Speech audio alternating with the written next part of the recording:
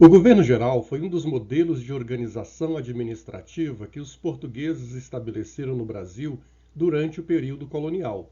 Foi criado no ano de 1548. O governo geral foi criado para substituir um outro modelo de organização administrativa anterior, o sistema de capitanias hereditárias. A criação do governo geral não vai eliminar as capitanias hereditárias. Essa divisão das terras brasileiras na época continuarão existindo.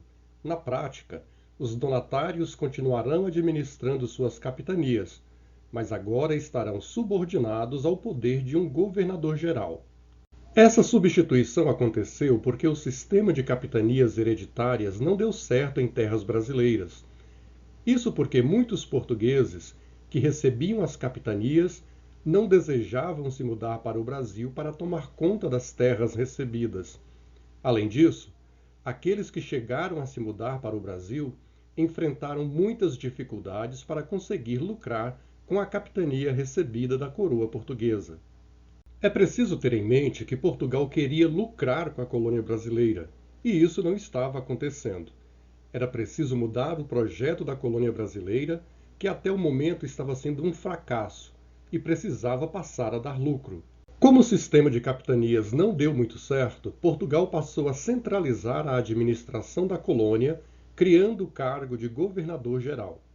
Esse governador era, a partir daquele momento, a mais importante autoridade presente no Brasil e tinha a função de representar os interesses do rei em terras brasileiras.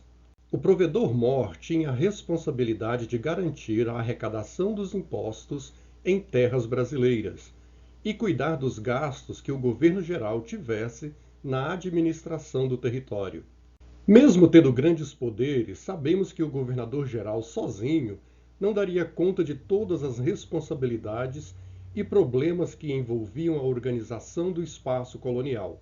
Foi então que, para melhor cumprir suas atribuições, o governador-geral contava com o auxílio de outros 3 auxiliares: o provedor-mor, o capitão-mor e o ouvidor-mor.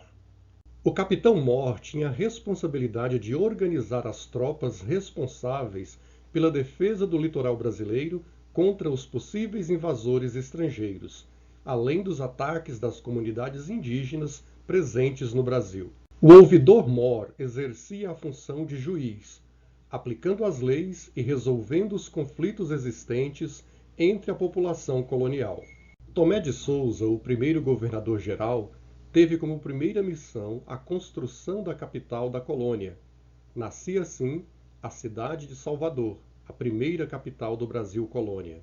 Tomé de Souza implantou uma política de convívio pacífico com os nativos, elemento crucial para permitir o desenvolvimento da cidade. Tomé de Souza só permitiu que os colonos escravizassem os indígenas hostis aos portugueses. Essa política desagradava a muitos colonos, que queriam caminho livre para escravizar os indígenas. Junto com Tomé de Souza também vieram ao Brasil os primeiros jesuítas, padres da Companhia de Jesus. Esses jesuítas eram liderados por Manuel da Nóbrega e tinham como objetivo catequizar os nativos e melhorar os costumes da colônia. No governo de Duarte da Costa, a política de tratamento dos indígenas foi alterada, pois o governador-geral permitiu que os colonos escravizassem todo e qualquer indígena. Isso, naturalmente, fez a hostilidade dos indígenas aumentar, assim como os conflitos. O outro governador-geral foi Mendes Sá, que permaneceu na função por 14 anos. Mendes Sá foi o responsável por expulsar os franceses que invadiam a Baía de Guanabara. Depois que Mendes Sá abandonou o cargo, a coroa portuguesa continuou notando inúmeras falhas na administração colonial.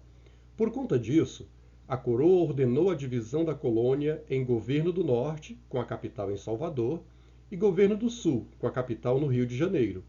Logo depois, houve outra divisão que colocava a região do Grão-Pará como uma administração exclusiva.